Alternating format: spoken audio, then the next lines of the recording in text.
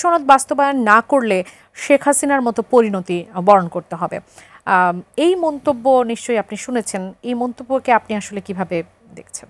Definitely মানে জুলাই সনদ বাস্তবায়ন না হলে তো আসলে একটা করুণ পরিণতি আসলে যারা অভ্যুত্থানের সময়টায় সামনে থেকে লড়াই সংগ্রাম করেছে তাদের বরণ করতে হবে।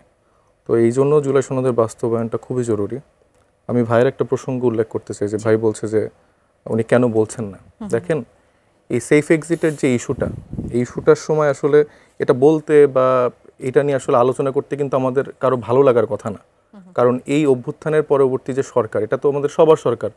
তো সেখান থেকে আমাদের আশা আকাঙ্ক্ষার জায়গা অনেক বেশি ছিল যে ওনারা অনেক দায়িত্বশীল জায়গা থেকে অনেক কিছু পরিবর্তন করবেন, অনেক সংস্কার দেখাবেন।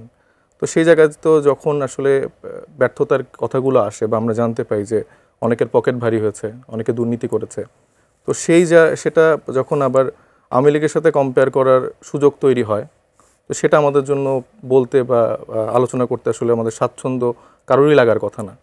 মাসুদ ভাইদের শুধু কি অভিমানটা প্রকাশ করা হয়েছে এরকম, কিন্তু না, অভিমানের জায়গাটা না। মানে আমি মনে করি যে অবশ্যই নামগুলো প্রকাশ করা উচিত, কিন্তু আমি বলছি যে মানে স্ট্রেট ফরওয়ার্ড যে প্রকাশ করার কথা। আমি তো এটা বললাম যে ডে ওয়ান থেকে তরুণদের যে দায়িত্বশীল ভূমিকাটা, মানে এখানে তো আরো অনেক রকম সিচুয়েশন ক্রিয়েট করার সুযোগ ছিল, কিন্তু আমরা কিন্তু স্টেপ বাই স্টেপ আমরা চেষ্টা করেছি যারা সিনিয়র রাজনীতিবিদরা যারা আছেন, যারা ওনাদের মতো যারা আছেন, স্টেক হোল্ডার আছেন, সবাইকে নিয়ে আসলে বাংলাদেশটাকে কিভাবে বিনির্মাণ করা যায় তারা আমাদেরকে গাইড করবেন, আমরা কোনো ভুল করলে শুধরাবো।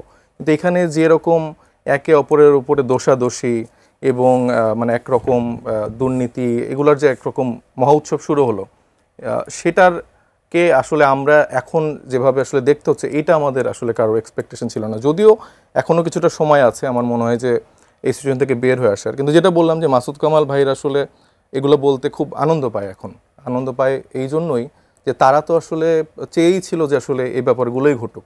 মানে এটা কিন্তু তার বলার মধ্যে একটা খুশি আছে, আনন্দ আছে। কারণ হচ্ছে যে তারা বিভিন্নভাবে, আমি দেখছি যে উনি ডে ওয়ান থেকেই এই সরকারের সব থেকে বড় সমালোচক। ফাইন, কোনো সমস্যা নেই, আমি ভুল করলে উনি আমার সমালোচনা করবেই, কিন্তু উনি এমনভাবেই বসেছেন যে মানে মানে পানের থেকে চুন খসলেও সে এটা নিয়ে সমালোচনা করছেন এবং নানাভাবে শেখ হাসিনার বৈধতা তিনি উৎপাদন করছেন।